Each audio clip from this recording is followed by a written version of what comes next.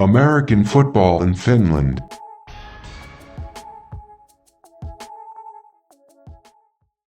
The voice in your ears and the face on your screen. I'm Perfect Pervis, and this is American Football in Finland.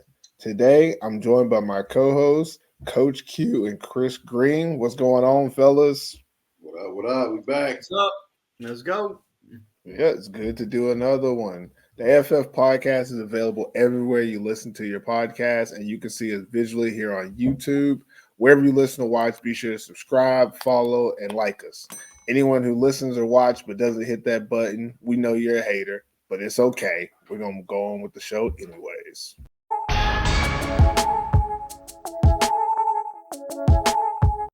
All right, it's first down. We get a chance to start fresh and discuss whatever is going on with us. Q, what you got going, man?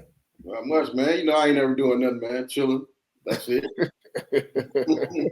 Chris, what about you? I know you got some type of games or something going on. Yeah, we 2 games of cricket this weekend, of course. You know, our multi-sport guy. It was a good win yesterday. And then this weekend, we're actually playing on Saturday night. So we've got a Saturday night game, my American football team. We're playing, I think it's a 7 p.m. kickoff under lights, which should be good. First time we played on a Saturday night before. And then Sunday, I am going to watch the men's singles final at Wimbledon. Oh, whoa. So I've never been before as well. So that's Right. Is that a big deal? Sorry, stupid American. Is that a big Yeah, it deal? is. America. Yeah. You have tennis in America, bro. Yeah, but you said Wimbledon. I know that's like a tournament, but it's just like for me, for like just like golf. It's like going to the Masters. Grand Yeah, Slam. it's like going to the Masters. Again, for me, neither one of those means a damn thing. That's why I was asking, like, is it like big for you since you're it's a from big deal. UK? It's a big deal. That's all I'm saying. Like it's a the big Masters is cool if I was like from like the golf world, but still, it's just an expensive event. But the Wimbledon, I mean, a whole lot of people grunting out there. So let me ask you about that. When you go to the match, do you just sit at one place and watch all the matches, or is there like a whole bunch of different places to go? How does that work? I've not been before. My mum's been before, so I'm going with my mum. We bought it for her as a present for her birthday or Christmas, I think it was. Okay. I'm going with her. She's been before. I've not, but she's been on some of the preliminary game rounds. So there's lots of different outside courts. I think there's like 18 or 20 courts or something like that. So if you've got like a ticket for the outdoor courts, you can go and watch whatever games that you want. So you can move around. But this is finals day. So they do it over the weekend. They have like some finals on the Saturday and then some on the Sunday. So on the Sunday, I think we're watching the men's singles final and the ladies doubles final. But they're both just on center court, which is like the big show court. Okay. On seat for that one. So you're going to be on TV. Are you going to be having a sign? You going to paint your face? What you going to do? You going to be out there? I don't know. Maybe I'll rock an AFF t-shirt. Who knows? No, you got to. I guess you'd have to wear something very different to like stand out in the crowd, right? Because everybody kind of dresses very like casual to those, right? Yeah, quite casual. Yeah. I mean, the royal box will be there as well. I'm sure there'll be some like big celebrities. Maybe some of the royal family might sit in there as well. Like so. That's what you got to do. You got to find out what celebrity you look like and dress like that celebrity, and then the camera might pick you up anyway. Yeah, there you go. Who'd you say? Efron. Zac Efron. Yeah, right. Yeah. I'll take that. You need to go full Zac Efron. Make sure you're wearing something that he's worn before or something, and have some shades on, and make that look wild. For me, I had a decent weekend at the summer house. I thought the weather was going to be better, but apparently summer's over. Instead of sitting outside the whole weekend, it was windy, rained randomly all weekend. So I was inside, and we don't have really good reception out there. So it was just me staring at my wife and my daughter. And you know how that gets. Those like cabins in Finland, they're not big. It's not a big place. And you can't leave. And we're there for the whole weekend. So we were just like in each other's face all damn weekend. But we made it through. So now we're back to real life, and let's get into some football.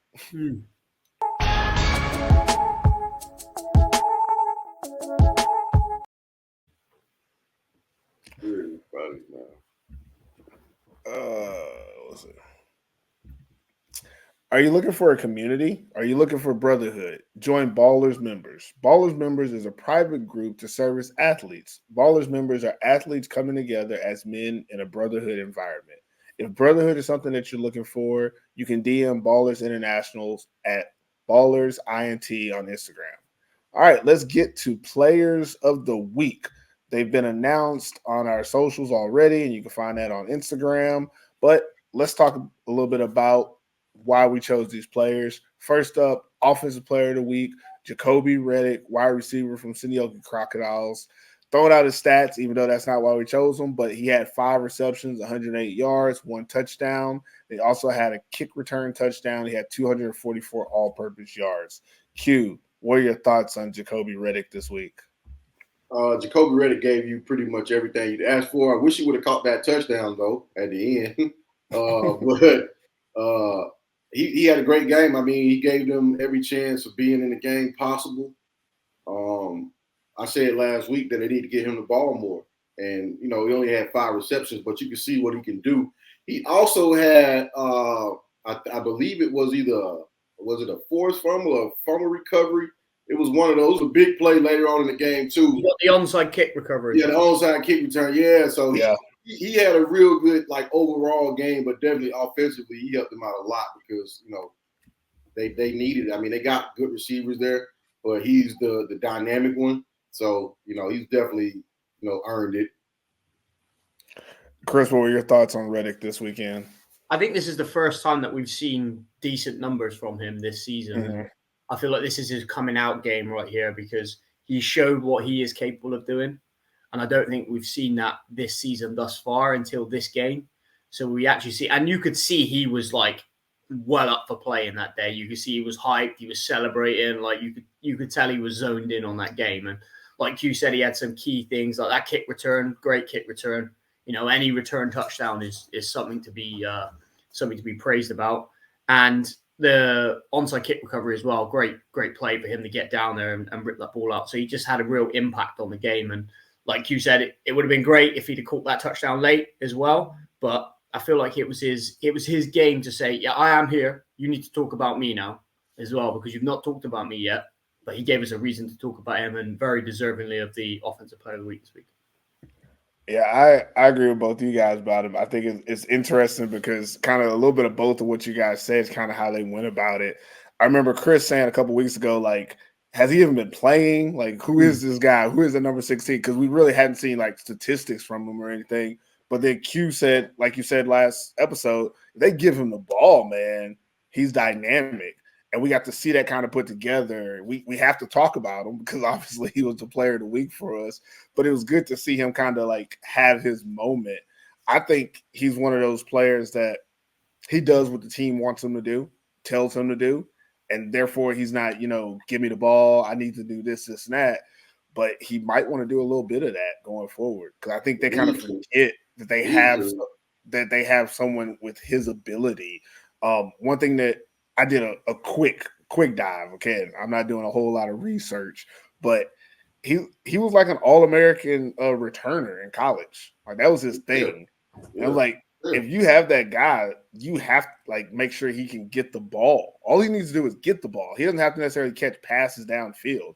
He's a guy that you can have him do that orbit sweep, toss it to him, and he's just as good as a running back. And he's fast. Yeah. That's another thing. I didn't notice it as much because I never really get to see him run. Normally he catches the ball downfield, but in this game when he run that kickoff, I remember watching the game and the ball came out and he kicked it. And I was like, take that bitch back.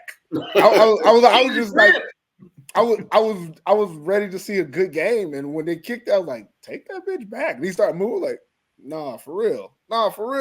Oh shit! I can tell you, my wife was like, "What are you yelling about?" I was like, "Hey, he just took the kickoff to the crib on day one. That's crazy in this type of game against the Roosters and the Crocodiles, knowing what they're playing for, and him stepping up in that moment." Had me excited to actually watch the whole game because I always was thinking if you just let him cook a little bit, something could happen. So it was really good to see him kind of have that coming out party this week. And again, kudos to him being player of the week offensively. Going to the defensive side, we have Matthew Barrett, linebacker from the Helsinki Roosters, he had 12 and a half tackles, but more importantly, he had 10 solo tackles in this game. Just to let you know, they did stop the run, and he had 10 solos, so that kind of has a little bit to do with it. But Q, what were your thoughts on Barrett's performance? Matthew Barrett, big linebacker, active linebacker, like I said last week. And again, this week, his presence was known. The battle, I won't say between him and Powell, but overall defense, Roosters played good too. But he was definitely a presence on the defense. He was always trying to come get a hit. He was making a tackle. Like I said before, it's hard to get solo tackles in Finland from the people that's taking stats. So if they gave him 10, that means that he had 10 or probably more. But it was definitely a good game for Matthew Barrett. His presence for the Roosters was definitely worth them bringing him in because they needed it. So, you don't know how big it is to have a linebacker that can affect a running game the way that he can. And a lot of times it's not pretty. It's not finesse. It's just downright hard football, and that's the type of backer he is. So, shout out to him because he definitely put on a good show. What about you, Chris? I mean, he was a replacement import, right? So they lost the guy early in the season. So it's always difficult coming in mid-season to a team that are already established and have got their playmakers and whatnot. For him to make an impact on like 10 solo tackles is unheard of sometimes, like in the league.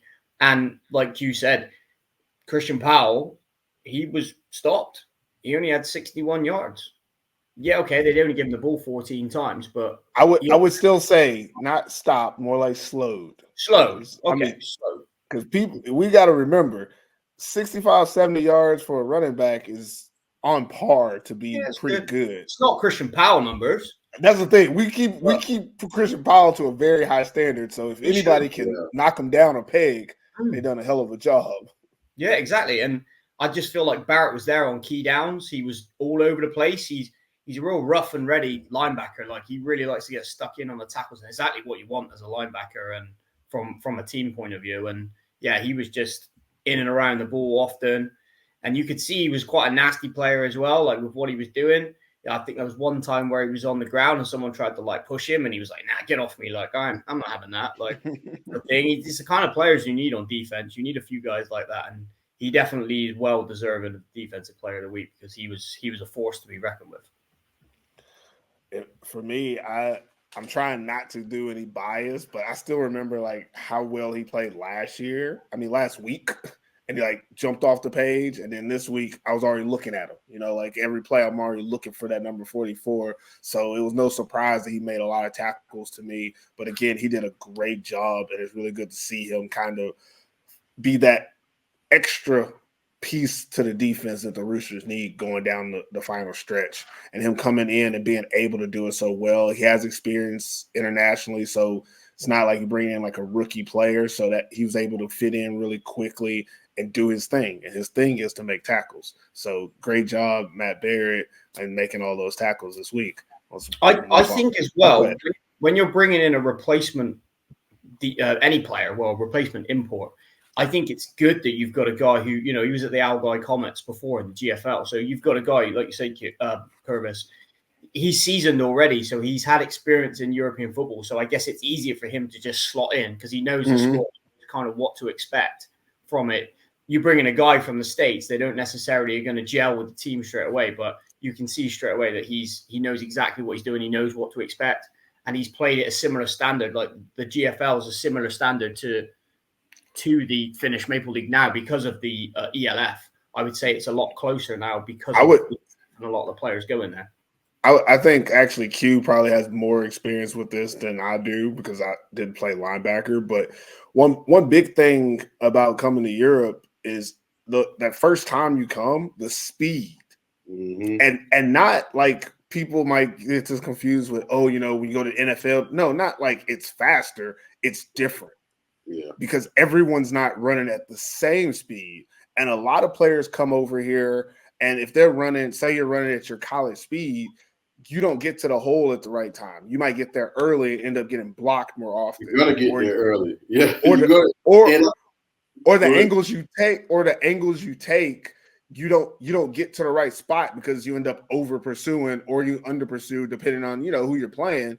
And you have to adjust all those things. Him to be able to come in and not have to do that adjustment is key. And I think a lot of people just don't understand that. I'm gonna leave it to you, Q, because I think that you probably have more insight about how that transition goes. Yeah, it's easy to put it with the speed. Like when I hear speed now, and even myself, like when I got to Europe and I said, people ask me like, how's the football? And I say the speed is different. So they automatically assume that I mean like actually running speed, but that's part of it. But the other part is like your mental reading. Mm-hmm. That for a linebacker, that's the hardest thing to slow down, because the point of you making a play or the chance of you having to make a play is a split second sometimes. So you see something, college, NFL, whatever, you see something and you go. Mm-hmm. Exactly. It's not necessarily that fast. You know what I'm saying, in Europe. So depending on who you're playing against, you're going to overrun so many plays because you're just so used to seeing stuff like, oh, it's counting. I'm flying there, but I done got there before everybody. So exactly. So nobody's there. You done got blocked. Everything is messed up because you're thinking too fast. So I think the biggest thing is you have to slow down your thinking. You can still read stuff and just learn how to control your steps, stuff like that. But to see him come in and just jam and jar with that defense, he's definitely already been playing in Europe and understands that like, hey, okay, after those first few plays, the first drive, you kind of know the feel anyway after the first drive. So Matthew Barrett, man, that was a great pickup for the Roosters. So for real.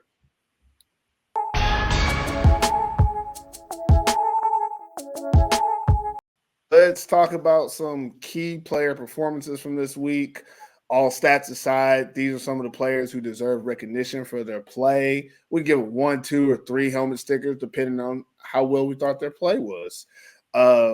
Q, I'll let you lead it off. Who you got? Somebody that deserves a little bit of recognition. We know you only give them a little bit. I watched a lot of football. I even watched some of the games over this week. And somebody that stood out to me, number 44 for the Crocodiles, Tuoko. I don't know how to say it. Arto Tuoko. Yeah. Now I'm gonna say this. Atu. Sorry, it's Atu. Atu Tuoko. Tuoko. Yeah, number 44 for the San Diego Crocodiles. They got to keep him. They got to keep him. I just like the way his range was. I like that he was aggressive. I like that he came downhill. He made a lot of one-on-one tackles. He saved some big plays from happening. Even on a pass play, sometimes you don't make the play, but you're there. And he's one of those guys that's always there. He's always around. And even just watching him, like, okay, yeah, like I can see he stands out compared to the rest of the DBs. He's not afraid. He comes down. He try. Ethan Greenfield ain't a chump. You know what I'm saying? So to see him come down and make plays and try to make tackles on him and other guys, I just like his skill set. Real good young safety. But he definitely stood out to me more than anybody this week. I've seen a lot of good football, but he definitely stood out for me. So he get 3 stickers all the way for me. What about you, Chris? Anybody want to get some helmet stickers too? I got a few guys this week actually, and the first one, I'm going to be biased because he's my guy. Kevin Adams. We knew it. 118 yards. My boy Kevin Adams getting it done. Hey, I said on the pod last week, Rasmus, if you want to win this game against the Crusaders, you've got to get Kevin Adams a ball. He did that, and that was part and part to their success of winning and beating the Crusaders. So Kevin Adams, man, he was making some grabs out there, tough catches as well, as he always does on the sideline, getting yards after catch, man. He is just a hard worker. He's a workhorse, and he deserves some recognition. So, yeah, my boy Kevin Adams. Yep. All right, I'm going to go I think all of mine are the lower teams today, but I want to go with Moses Harris from the Crusaders. He gets 2 stars from me, and we talked about this. I think this was off air that we said that, they didn't give him the ball enough in this game for them to win. But what he did with what he had was crazy. And this was just another performance for him. Like, he's been so consistent all year at that running back position. And I want to look at his stats. Hold on real quick. His stats, he had 17 rushes for 120 yards. but he also had 8 receptions for 77 yards and a touchdown. And somehow he had 106 yards after catch. Yeah. Now, I don't know how that math works. He only had 77 yards. He had 106 yards after catch. I guess they was counting him running backwards. It's not really. It's not right there. I don't know how that works, but what I do know is that as long as that offense like runs through him, the Crusaders have a chance. And I don't think they've played anyone this year that legitimately has stopped him or kept him in a position where he's not averaging 4 or 5 yards a carry. And it's freakishly good by him because he runs so hard. He runs so hard and it looks dangerous, and he still is able to keep that intensity up all 4 quarters. And this game was no different. I still think at the end of the game, he's the reason they were able to get down in there, get that score. There's a couple of times, I probably would have just gave him the ball instead of throwing it, but that's, hindsight 2020. But overall, he had a great game. He gets 2 stickers from me. Q, did you have anybody else that you want to throw on here? Nah. Nobody else. Okay. All right. What about you, Chris? You said you had some more names. Yeah, I got some more names. I'm going to go with Oskari Suoniemi from the Crusaders as well. He had 9 catches, 108 yards for 4 TDs. He should have had another one, at least one more. Did have a big drop in the game, but I'm going to give him 2 stickers just because of the drop. If you got the drop, I feel like the Crusaders potentially could have won that game. But yeah, I mean, he's definitely showing out now that Savakoulis is gone. He's definitely their number 1 guy, and that he's the guy that they're using more often. I feel like he does need to improve his hands a bit, but his route running, his quickness and his elusiveness is good. So he's got some good points, but definitely room for improvement. But he had 4 touchdowns on the day. Like, you've got to give this man his flowers because he did play well and he balled out. Yeah, I give you. I'm gonna do a joint one because the next one I'm gonna do 2.5 stars. I'm not gonna do 3 because I still feel like there was room for improvement. But I got a gang of Wolverine players that I think just really helped them get to the point they were in this game. I know ultimately they did kind of let the other team come back, but that's just bad culture. And I ain't mad at the culture. But player-wise, Will Young showed out. So glad he showed out. It looks good to see Will Young be Will Young. And he just ran through that defense like they were kids. And it was really good to see him. He had 144 yards, 2 tutties. But then on the defensive side of the ball, Alvin Reels, I think he had 3.5 tackles for loss, it says on here. They didn't give him credit for sacks, which is crazy because I'm sure he had a sack. I know I saw him have a sack, at least one. They need to look at his stats because this is the second week that I've seen him get a sack and not get credited with it. So he might want to make sure they get his stats right. But, I mean, he has become like the heart of that defense. And he's playing at a really high level. And, again, I try not to talk too much about last year, but last year we didn't really get to see him healthy. So we didn't really get to see what he could do. And now we're seeing this man control the middle of the field, both as a defender in the pass game, making tackles sideline to sideline, but then also as a pass rusher. A lot of those times when he's getting pressure on the quarterback, he's in pass coverage. He notices they're running stupid routes and they're not crossing the middle. And instead of him covering grass, he go out and get it. So it's really good to see that him go out and get it. He's made a lot of plays for that defense to kind of help them get in better situations. And then I want to shout out to the youngster out there at safety, Fiso Solomon, number 4. Beanpole of a kid. Yeah. Not afraid to put his body. Yeah, he was making some good, solid open field tackles, wrapping both legs, getting the defender down, throwing his body in there, which I think is a little crazy. They're throwing his body in there. He can't be but 120, 130 pounds soaking wet, if that. What's that, like 60 kilos? What is he, 62 kilos, man? Yeah, about that, But the kid got heart. Like, he was out there banging.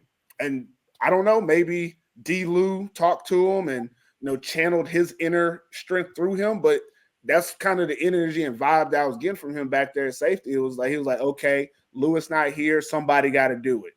And number 4 came and did it. So shout out to him. Last guy from the Wolverines I want to shout out to is I'm only doing this because he asked me to, but Arubaye, young receiver, number 11. He had a touchdown in the game. Yeah. Caught a one-hand pass that Rasmus threw. I don't know why he threw it like that, but he caught a one-hand pass, had a touchdown in the game. He started the scoring for them, and he only had the 3 catches on the day. But again, in this offense, Kevin Adams is pretty much the only person you're really throwing it to. So for the quarterback to trust him and give him those opportunities, it was good to see him get some of those opportunities and take advantage of them.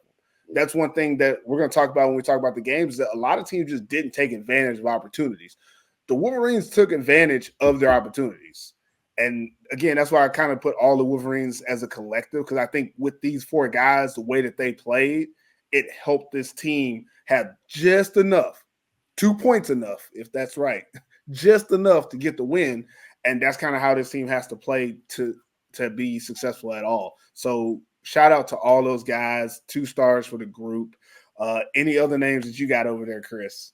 I got 3 more. I'll do them quick. They're all from the Steelers. I got 2 guys on offense and 1 guy on defense. So the 2 guys on offense for me, Casper Bakker, the running back.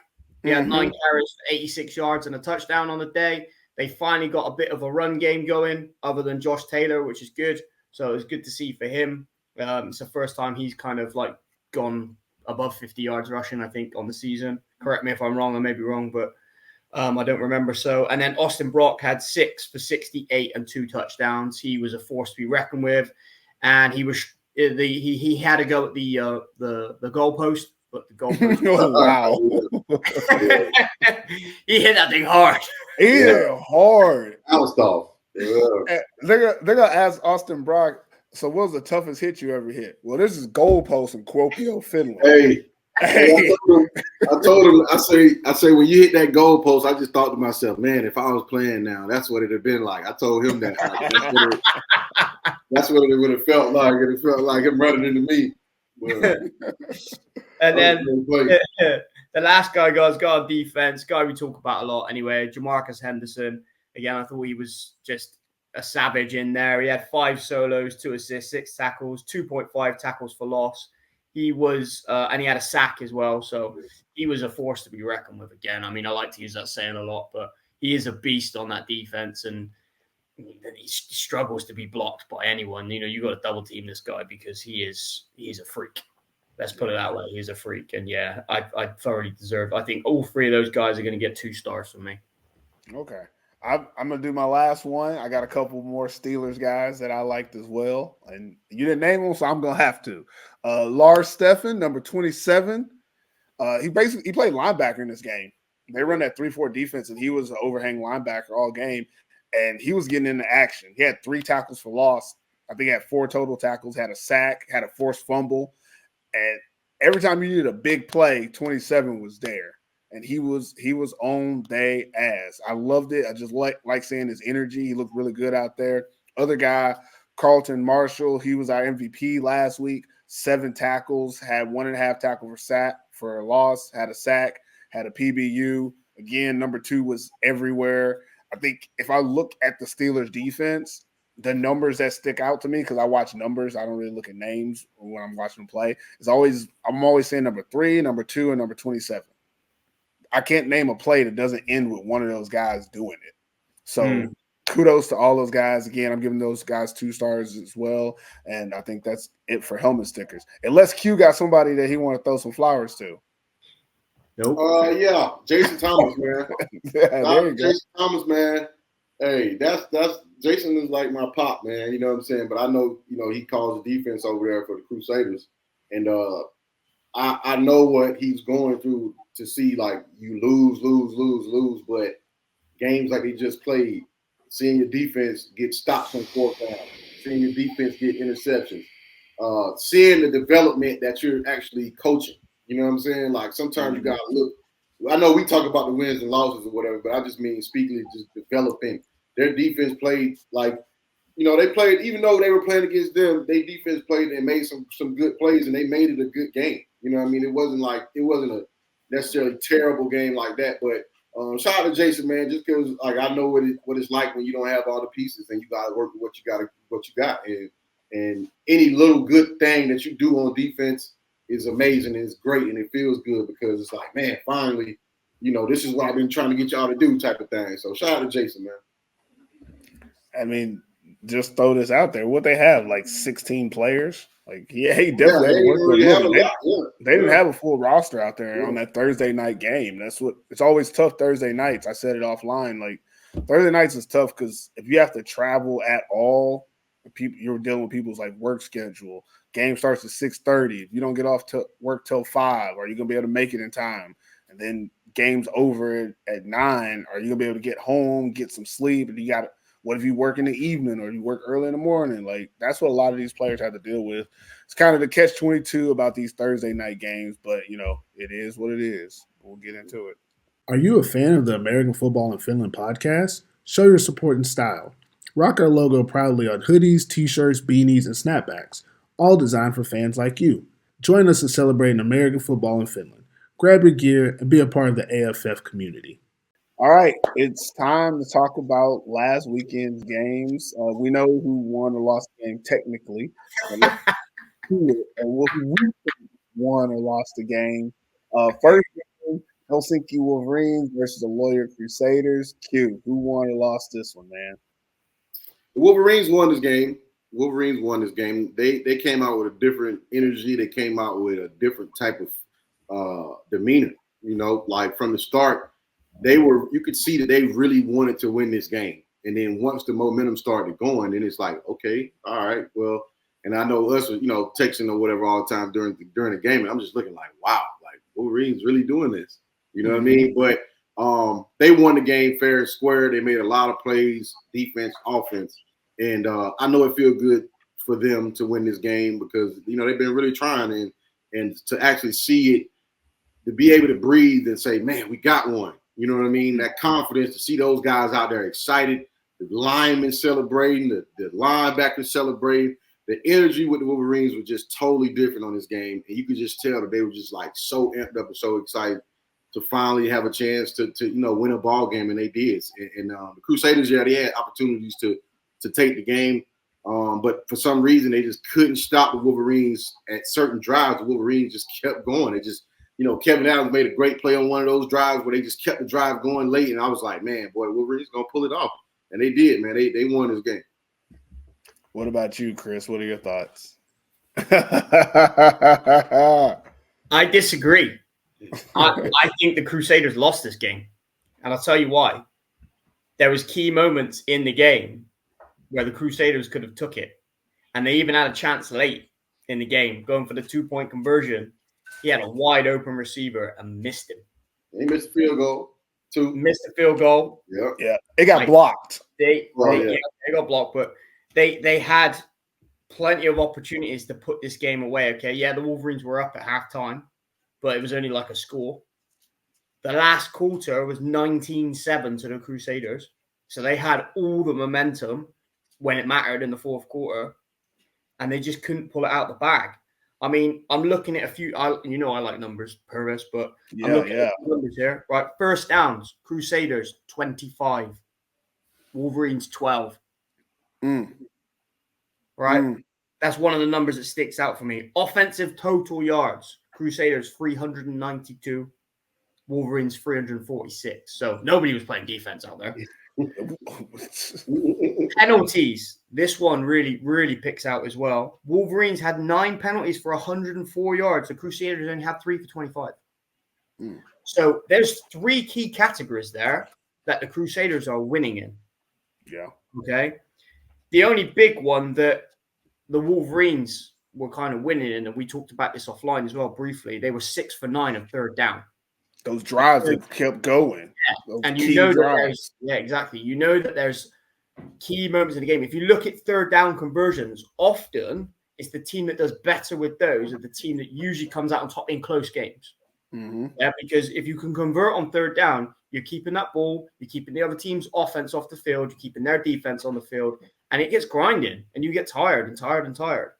I see it all the time, but yeah, I mean, for me, I feel like the Crusaders had plenty of opportunities. Oscar, if he catches that touchdown, he dropped the touchdown. There was plenty of chances where the Crusaders could have taken it and they didn't. And I just feel like, Messina, why is he not running the ball more? Okay, you've got a guy who can run. He's a legitimate runner. He's a threat when he's running. Can you imagine if he got it combined with Moses Harris? Moses Harris had 17 rushing attempts and 8 catches. So that's great. 25 touches. Brilliant.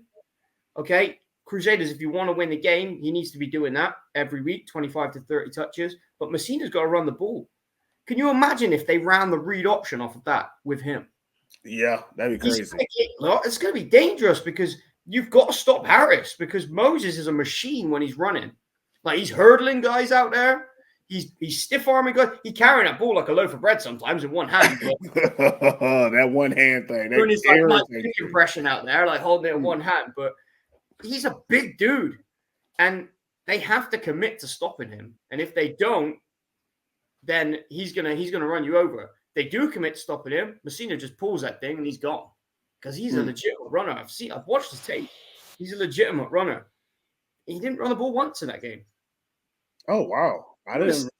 It's on the stats. It said he had 3 carries for -34, which tells me he got sacked 3 times or tackled for loss 3 times when he was scrambling. He did get sacked a lot too. So yeah, he was running for his life sometimes, but I think sometimes he was doing too much. Just throw the ball away. Like let's to fight another down. But I think they need to run him more. Definitely. Makes sense. They didn't run him at all. So I feel like they lost the game that way because they didn't run him, too many drops, and the Wolverines were more efficient on third down than the Crusaders. But yeah, I think the Crusaders lost. I'm gonna agree with both of y'all and call it a push. I think the Wolverines won and the Crusaders lost. And the reason I say it's a push is because both of them played bad. And I know nobody wants to hear that, but this wasn't a great game. Like you said earlier, what defense was played? None. What defense? First of all, one touchdown that I'm sorry I'm laughing, but y'all have no idea what's going on in my head about this game. The Wolverines looked like they didn't even know what celebrating was. Every time they did something good, matter of fact, when Amu scores the touchdown, he just goes Hulkamania and just starts like, he don't have any moves. He's like, I don't know what to do. I just scored a touchdown. I'm so happy. And then when they get the scoop and score, the dude is just jumping up and down. He's like, I scored a touchdown. I scored a touchdown. What the hell just happened? He knocks Alvin Reels on his ass because Alvin's trying to jump up and do a celebration. And he's like, I'm just jumping. I don't know what's going on. I'm just jumping. And that was the whole vibe, the whole game. Like when the Wolverines were doing good things, it looked like even they were surprised that they were doing good things, which to me is a telltale sign of when someone's not playing to the ability they should. And that blame really goes to the Crusaders. Bryce Messina had a bad game. And I'm gonna call it that. I'm not gonna say he's a bad quarterback. We've seen him play. We believe he's a really good quarterback, capable, but he had a bad game. Like you said, Chris, he didn't run when he should have. He was throwing balls he didn't have to throw. He was very inaccurate in this game, but also when he was accurate, his receivers didn't catch it. I counted at least 5 or 6 drops, just passively watching. If I go back and watch film, I'm sure it's closer to 8 or 9 drops that they had. And in those situations, we talked about it offline, we're second guessing. We're like, well, maybe they should have ran it more. No, they should have caught the damn pass plays and they would have won this game easily because the Wolverines defense didn't do much to really stop them. What they did was when they had opportunities, they played well to it. The Wolverines gave them opportunity to come back in the game. At the end of the game, Rasmus still ended up throwing 3 interceptions. The Crusaders didn't always capitalize on those turnovers and in those opportunities. And like you said, Chris, when it came down to it, they had the opportunities. They could have won the game, but they didn't capitalize. And that's just one of those things where it's really uncharacteristic for the Crusaders. Going into this game, if you would have said, game on the line, Wolverines, Crusaders, who's going to make a play? Everybody's going to say, well, Crusaders have the players that can make plays. So that's the team you go with. But in the actual game, played on the football field, that's just not how it went down. I'm glad that the Wolverines got their first win in the last 18 months. That's good for them. Been a while. I am also upset with the Crusaders for not playing a good game. I think if they would have just played a good game, it would have meant more for the Wolverines to get the win, in my opinion. But again, I think they won and they lost. It was a shit game. So, I'm just mad that Michael Mattingly picked the Wolverines and hey, that's a smart pick. Shout out to Coach Mike. Shout out. He also picked the Royals, didn't he? No. He did? No, I don't think so. No, he went 3. He went 3 Oh yeah, he went 3-0 though. He went 3-0 and moved up a spot. He caught up with Chris. Well, he got ahead of Chris, I think. He's tied with you now, Q. But any other things y'all want to talk about with this game? I feel like I missed something. There was something I was supposed to say about this game that I probably missed. But again, it was a good win for the Wolverines. Good to see them get the win. Unfortunate that Darius Lewis wasn't out there to experience it with them. That kind of sucks because he's kind of done a lot for that defense to help them get to the level where they could actually pull that win off. I guess we'll move on to the next game. We got nothing else.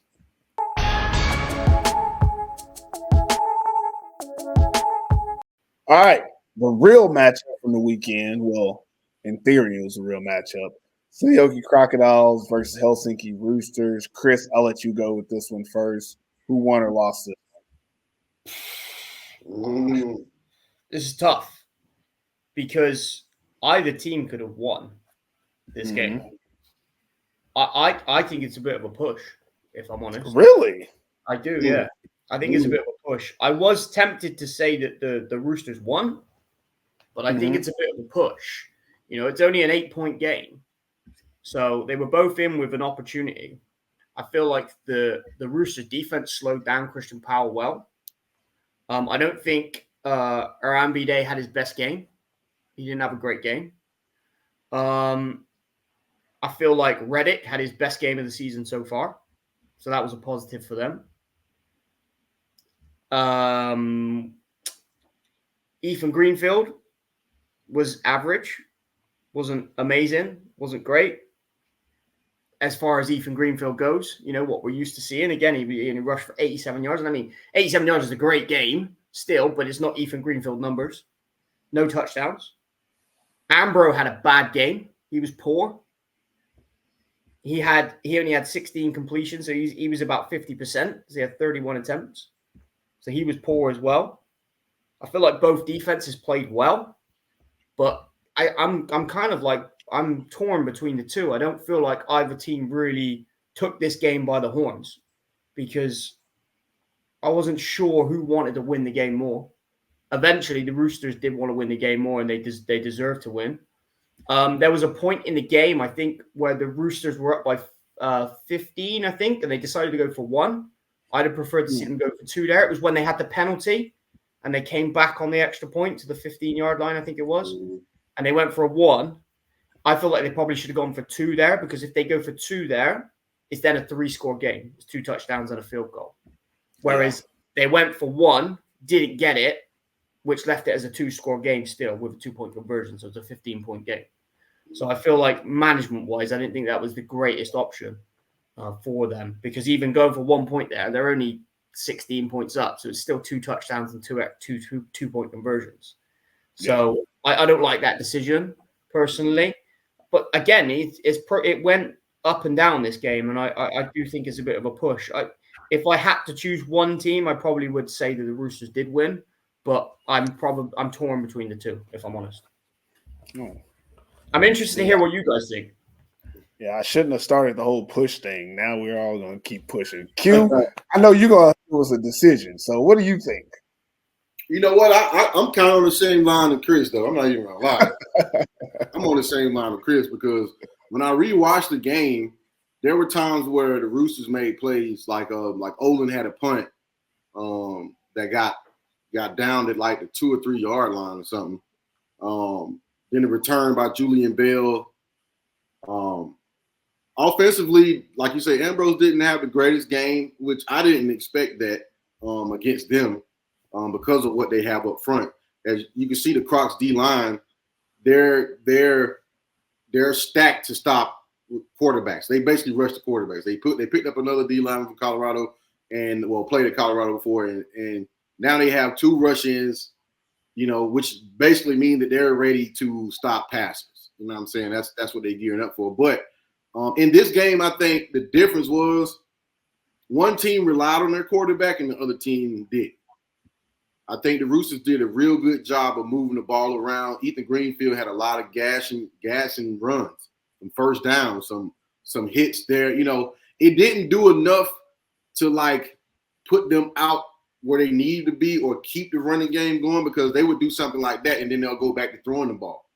I think it was a lot of chess matches between the coaches. Like the Roosters ran an out route on like the 2-yard out route on like the goal line coming out of the end zone. So it was a lot of times where I was like, I don't know what's going on right now, but I feel like Chris feels. I mean, at the end of the game, and I know why the Crocs went for the option, because earlier in the game they got it. Early in the game, the same play, they ran it to the opposite side. Christian keeps it. He gets the first down. Not Powell, but the other one. So I see why they went for it at the end of the game. But at the same time, what I don't like, and this probably could be another part we're talking about, but I think what decided this game was the fact that the last 4 minutes of the game and the last 4 play of the games, Christian Powell didn't touch the ball once. God damn it. That again, is that really what happened? Is that really what happened? First of all, so if we're gonna call an option, if we're gonna do a zone read, I know Christian Powell is a team player and he believes in whatever coach calls I'm going with. But this point in time in this game, I'm looking to the sideline. I say, look, we're in the red zone, we're in the goal line. Give me the ball. Now, coach can say, hey, we're going to give you to it first down, second down, then we're going to try to throw. But I know me, if I'm the coach, in that situation, in this point in the game, if we score, we got a chance. You know what I mean? Go for 2, whatever. They didn't give Christian Powell the ball. He didn't touch the ball. Man. So in that aspect, that's why I'm kind of on the side of like it's a push, because the Crocs probably should have, gave themselves, they had chances to give themselves a better game, but the Roosters, they stopped them on that play. It was a few other little plays during the game where it didn't really decide the game, but it decided whether or not the Crocs would have momentum, and they didn't have it. Like I said, I'll go back to the quarterback play. They both, and you look at it, they both have rookie quarterbacks. Ambro might be more of a veteran European-wise compared to Christian Anderson, but he's fresh out of college. You know what I'm saying? So you got 2 quarterbacks who really probably haven't been in this situation a lot of times in their life, but this is one where we didn't put it on our quarterback to win this game. We just needed him to get the ball to our playmakers. Bryce Nunley making the plays that he made. The other receivers for the Roosters making plays that they should make. The running backs having other little brother part in it. He came in on a strong run for a touchdown.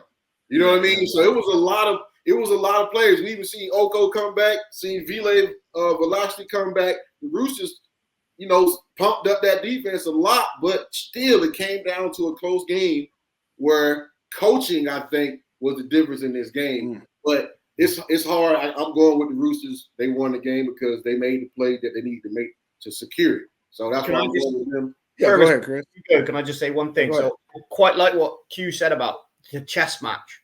It feel like that, but rightly so, it should feel like that, because we're probably going to see these teams play 2 more times. So they're going to play again in the regular season. They're probably going to play again in the playoffs as well. So they're figuring out what works for them and what doesn't work for them. So in the grand scheme of things, the result doesn't really mean that much if the season goes how we expect it to.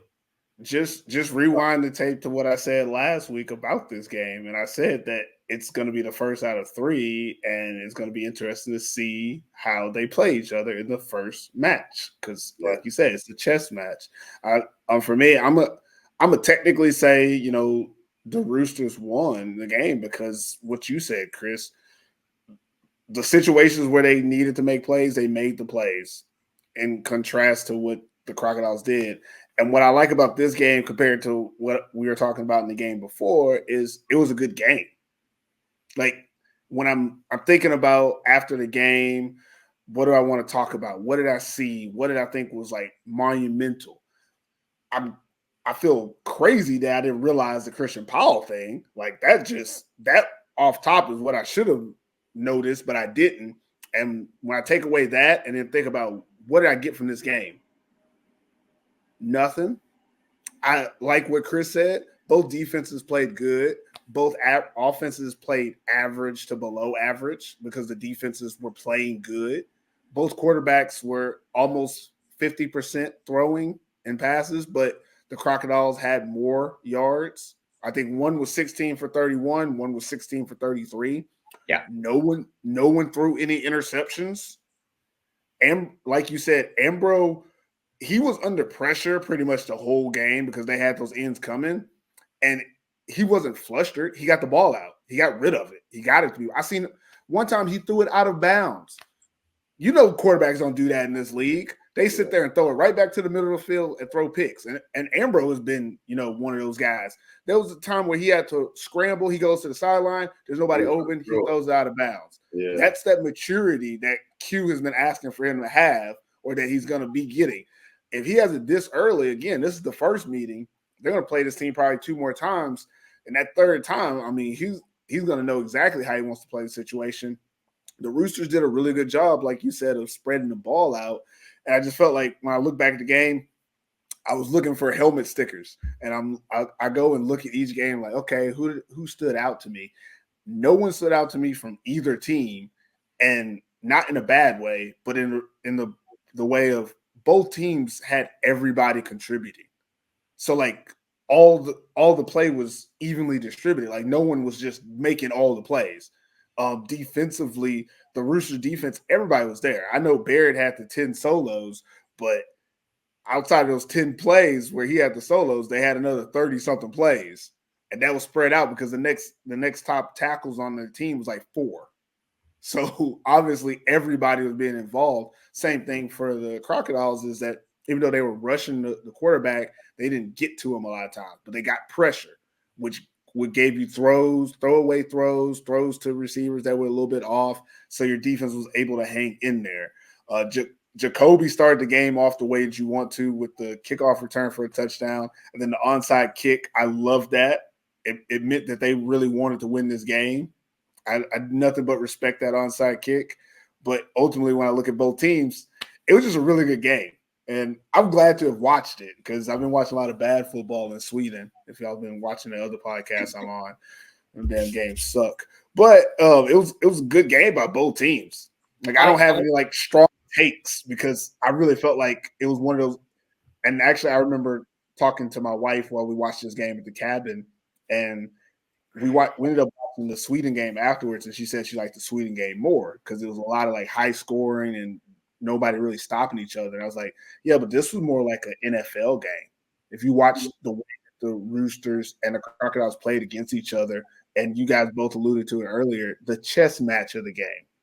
Like it was the offense, there was nowhere to throw the ball, so he threw it out of bounds. The defense, everybody was there. If a guy catches the ball, he gets tackled right away because the defense knows what they're doing. So there's no like huge like, oh, this changes the game plays. But then every little thing makes a difference in the end. And that's how this game went. As you watched it, it was like, yeah, they're both right up there. The Crocodiles out-yardaged the Roosters by almost 100 yards, if I'm not mistaken. It was like 388 to like 2-something. 271 to 168. Like total yards? You talked total yard. Sorry, that was passing. Sorry, 388, 277. Yeah, so 100 yards more total offense, but I'm not 100% sure because the stats don't tell me this either, but I do feel like the Roosters didn't have to drive the field as much. Like you said, Olin punted one ball inside the 2-yard line. So the Crocodiles were always starting on their side of the field and having to go the whole field. And they got stopped. They got stopped. We didn't mention that, but the Crocs got stopped on the goal line like twice.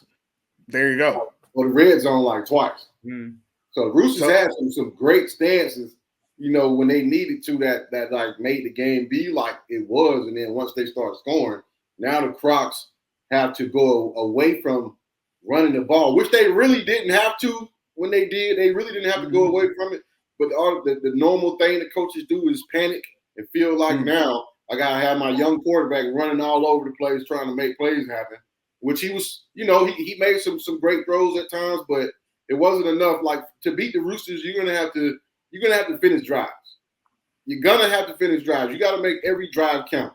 And if you don't make a drive count, at least let it not be where you're in the red zone. You know what I'm saying? Like you got to punt, you got to punt. That's one thing.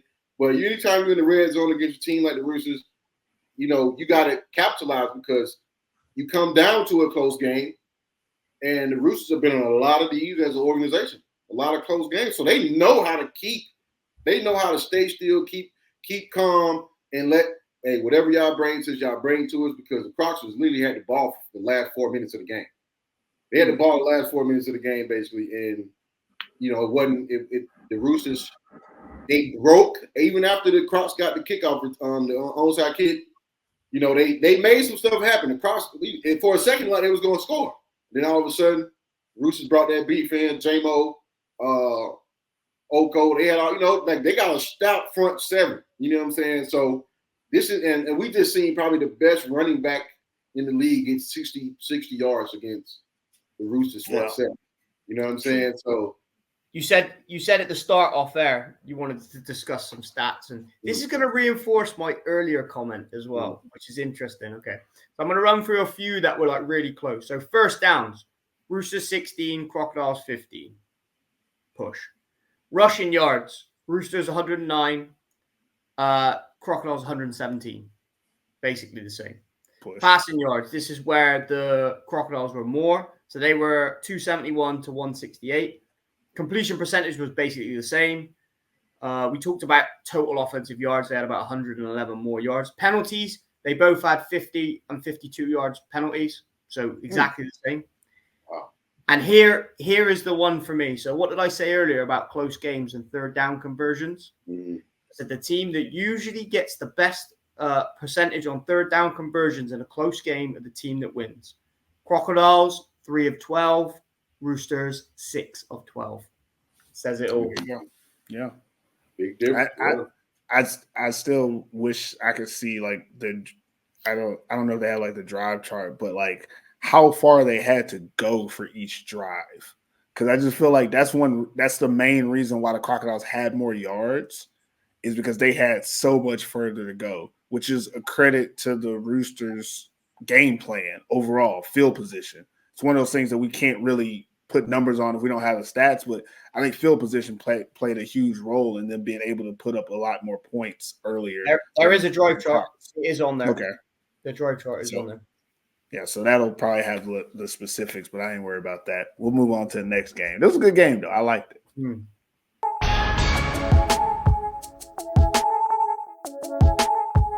All right, last game. I don't think we're going to have a lot to say about this, but we'll see. Kuopio Steelers versus the Wassa Royals. Q, I'll let you go this one first. Who won? Who lost it? The Kuopio Steelers won this game. Wasn't a great offensive showcase.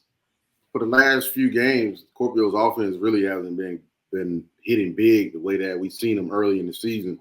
For whatever reason that is, I got an idea on why, and I think it's the running game. I think defensive coordinators come into games expecting Kuopio to throw the ball. So their defense they call is strictly for pass in the first half. I mean, not first half, but the first drives is strictly to stop their big plays deep down the field. So it's harder when coaches already expect that rather than you coming into a game and they don't really know what you're going to do. You know what I mean? Because they're getting the looks, but they're being contested. The defenses are now rolling the Brock. A lot of stuff is happening to where he has to work a little bit more to get open, to get those one-on-ones. But Kuopio won the game. Vasa they don't have it. You know what I mean? Defensively, they did make some good plays defensively though, that I like. In the first half, even in the second half, they did. But it's just something about the Crocs offense. I'm not the Crocs offense, but it's just something about the Royals offense that's just not gonna. You don't have potential in the future of really making anything major happen. And you can see it gives you an ick. Yeah. It's like I already know what I'm gonna see in this game. You know what I mean? Like it's just like are they going to do something different? Because what they've been doing isn't enough. So it's like, and this is Kuopio. So when Kuopio actually does get it going, you're not going to have a chance in this game. You know what I'm saying? They got the last touchdown late in the game or whatever. So technically it wasn't the greatest game for Kuopio, but they still did enough, defensively, offensively to put points on the board and score. So I'm sure it's not a win that they're like 100% pleased with, but you can still look on some good things that happen in the game and say, okay, we can build on this or we can build on that. But the main thing for Kuopio right now is to get it going in the first half. If they can get it going in the first half like they did early in the season, then a lot of these games wouldn't even be somewhat close. Yeah, I'm gonna jump in next because I don't have a lot to say. I think Kuopio won, and the reason that they won this game is because a win is a win, and that's what they did. They got a win. That's pretty much all they did in this game. I don't think either team played to their potential, and I feel really bad for the Royals because I think that's all they got. Like what we saw them do against the Steelers, they had the fake punt, they had the onside kick. They started the game with an onside kick and recovered it. Yeah. And so you're like, okay, it's on. And then you realize, yeah, it's on, but they ain't got nothing. Like their big offensive change was, let's have a heavy set where we bring in our big linebacker. He can get us 2 or 3 yards. And how'd that go for you? He ended up fumbling the ball and costing you a touchdown the other way. And that's one of those things where you're like, okay, at least they're trying. But shit, if you ain't got it, you ain't got it. And they ain't got it. And I feel bad about it. Alpha Jallo playing it at the receiver spot. He had a couple plays where it's like, yeah, you probably can't make that play. It's a tough catch. But you got to make that tough catch because you all they got. And he wasn't able to like make those miraculous catches. He had 2 catches where I think he could have made it, but again, I'm not upset that he didn't make it. But him not making those catches is the difference between this team having a chance and not having a chance.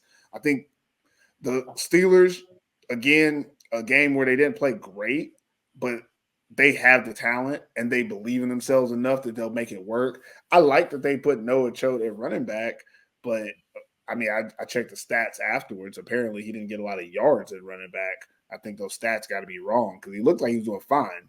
He wasn't doing great, but what number he was? 20? No, he was 20. He was 21. 28 is Baker. That's the one that broke though. He did really good. Yeah, he did good.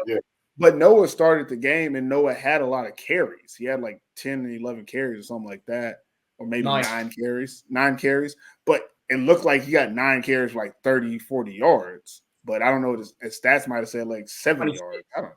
26. Okay. So he wasn't like great, but he was serviceable because I guess their starter was hurt or whatever. But again, it's a situation where they're good enough that he was able to play running back because Tino and Dongo was on the squad today and he played receiver, even though he didn't get any official catches. That they have that kind of team and that talent that they're able to win this game despite them not playing well. So again, they won the game, but I really feel bad for the Royals because I think this might have been like, I don't think there's nothing else they can do to win a game. And even if they would have played like this against the Crocs or the Roosters, they still would have lost because you still have no like big plays, no game-changing plays where you beat them.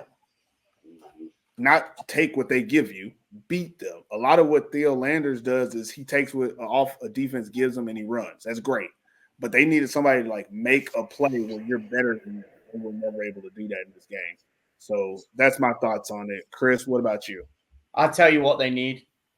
Mycket bra svenska. They need some Swedish imports. Come on, bring me the Swedes. The Swedish is finished. You know it's going to happen. You know they're going to sign some Swedish players. That's going to help them out. But yeah, the Kuopio Steelers won this game for me. They were the better team. They got more talent on their team. I like the fact that the Royals are going to more of a Theo Landers rushing attack now as well. So he's had 73 more yards rushing. I still think he's the leading rusher in the league. So they're using him in the right way. Okay, yeah, he's not very efficient through the air. Hasn't been very efficient, but it's partly because some of the receivers just aren't getting open as well. So maybe they can call some aid from Sweden. help the guy out, give him some weapons to throw to.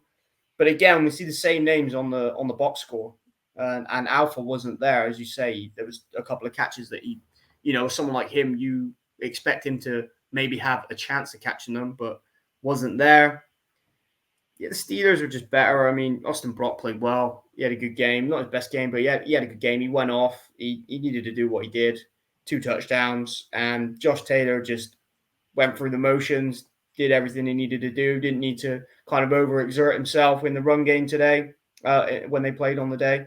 He passed the ball well. So, yeah, the Steelers they were just a better team, and they deserved to win. They definitely won the game. And as I said earlier, nice to see Casper Backer getting some rushing yards as well. So, yeah, good from them. I don't really have much else to say. I do feel sorry for the Royals as well. Like I was expecting them to be a bit more competitive this season. But yeah, I mean, it is what it is, isn't it? The Steelers are definitely the number 1 team right now.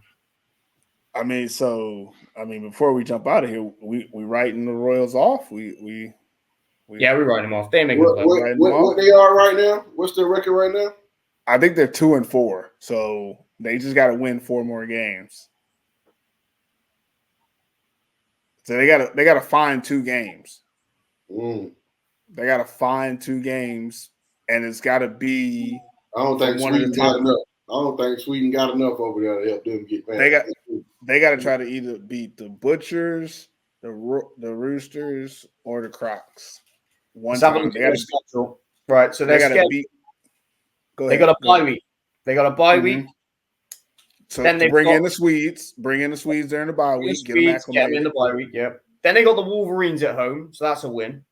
Should be a win. You're at 3-3. You're at 3-4. 3-4. And they've got the Crusaders at home, so again, that should be a win. 4-4, 2 games out. Then they got the Steelers at home. That's a loss. 4-5. Then they got the Butchers at home. That's the important one, like you said. That could be 5-5. Man, they got so many home games. They got the Crocs at home then, and then the Roosters at home. Yeah, all their games left are at home. They're all at home. It's done. You think it's done? It's done. I can't see them making the playoffs. It's done, bro. I don't see the Butchers. I don't see the Butchers getting worse. You know what I'm saying? Yeah. I don't see the Butchers getting worse. They're gonna get better. So that third and fourth spot gonna go. I really think everybody that's on this end. I mean, I think the Butchers are playing for 4th right now. In my mind, I know it's a little preconceived, but I think the Butchers are playing for 4th. I think we've seen the top 3 teams play yesterday. Unless somebody just drastically has an injury or something crazy happen. But yeah, the Royals got a long road if they want to try to make it. I mean, whatever they bring in, unless it's like, if anything, they're playing for 4th too, though. Like, because that's who they have to beat. They have to beat the Butchers to get their spot. I hope the Butchers lose to. They've got to win 4 games, right? They've got to go 6-6. So Wolverines, Crusaders. Butchers. They got to find another win somewhere. Yeah, they got to find a win out of the Crocs and the Roosters. Roosters or Steelers, which ain't happening. They got to upset one of the top 3. Yeah. Unless the Swedes come in with bow, bow, bow, bow. Like, Swedes can come in that thing. Or banging. The Roosters rest players on the last game of the season. That's the other thing that could happen. It happens. And it does happen. It happens. So I say, it don't matter. It don't matter. Last game of the season, we still got enough people to beat them. Still, I still got enough to beat them. Backups. Even if you say, let's say Ethan Greenfield, the starting running back, even if you play Pardon the whole game, he's going to run down. He's probably going to run down the Royals' throat if he's playing the last game. They got enough like. The backup quarterback for the Roosters, like he'll throw some touchdowns against the Royals too. So it ain't, I just don't see it. Not knock on the Royals like that. I just don't think they have enough to even fight for the 4th spot at this point. Like whatever they bring in, it's gonna have to be some serious game changers, receivers, DBs. All right, people that can play both sides. I don't know, but right now, I don't see it happening. Well, you heard it here, Royals. You're done for. See you next year. Hey there, fans of American football in Finland. Want to show some love and support to your favorite podcast? For just €3, you can buy us a cup of coffee and help keep our podcast running strong. But why stop at one cup? Why not support each host with a cup? Visit buymeacoffee.com and show your support today. Cheers to keeping the conversation going. All right, that's it for this episode of American Football in Finland. Any last words before we get out of here, fellas? I ain't got nothing today. We good. Yeah. We went a little long. I think we shared it all, man. Royals, Cancun on 3. 1, 2, 3, Cancun! They ain't going to Disney World. That's for sure. Cancun. They ain't going to Disney World. It ain't no hate, but it's, hey, you got to get it done early, man. We always say that you got to get it done early to be in there, man. You don't want to fight, you scrapping and fighting. You're supposed to scrape and fight in the playoffs. That's what you're supposed to be doing. That's the time to like scrape and fight to win, to get wins, not to get to the playoffs. That's not what you want. Don't take the Butchers route last year. Don't take that route where you got to we got to go on a massive win streak to either. You know what I'm saying? Like, okay, you could take that route because they end up winning. But I'm saying, like, don't put yourself in a situation where now you have to beat. Like, if we lose this first 2 games, it's done. You know what I mean? Like, it just sucks for the rest of the season. Guys don't want to play. You kind of shut it down. And I expected more out of the Royals. I thought I think I had them in like 6th place, 5th place, 6th place though. I think we had them where they could be at 4 or 5. Like they're always kind of on that bubble. Like I said, I would never count out Seppo. I always say that's the only thing I'm thinking back in my mind is, hey, he always find a way. If Seppo won them in the playoffs, they'll get in the playoffs. Like, but he ain't got the guy in the backfield that he had last year. So with him, I would probably say you got a better chance. But nothing against Theo, but the running, we need to see more of it. If they do want to have a chance, he turn and Michael Vick these next games, my boy. You got it. You got the juice. You can run, and when he run, he hits. He hurt when he run. So he got to y'all got quarterback draws, whatever y'all got to run to get Mr. Theo running the ball, man. Do it. What do you have to lose now? What do you have to lose now? So I think they just got to stop having alpha play offense if you're not getting the ball. Like I just think that wears him down. I think him playing both. Let him play offense. Let other dudes. You got other people on defense. Play defense, man. I say play defense. And you can play at a high level, and then when you go to offense, give him the ball and take him off the field. Because he could sometimes alpha on the field at receiver doing what the other receiver's doing. Nothing. Running route. And when he out there just running routes, you're fatiguing your best player. And that's what causes him not to be able to make some of those catches, those tough catches. He's a great receiver. He has good hands. He can make those catches, but fatigue is a real thing, and people just don't understand that. If you're, a little bit less than what you normally are, it makes a difference in those situations. And that's what happens to him. And if you need him that bad, I would just find somebody who's fast and that can get open, that probably can't catch, and just throw him out there sometimes to run routes. He pretty much already played the whole season at this point. I mean, if you think about it, like halfway through the season, and you playing both ways, bro, that's a lot on your body anyway, so. Yeah, this last game, he was playing a cornerback, and that's a lot more running than when you play a safety. They put him at corner in this game, so it'd be like that. But anyways, weekend is over, so you can catch us tomorrow talking about the upcoming week of games right here on the AFF podcast. Make sure you subscribe, follow, and like, and share on all social channels at American Football in Finland. Until next time, never forget AFF. We gone. We gone.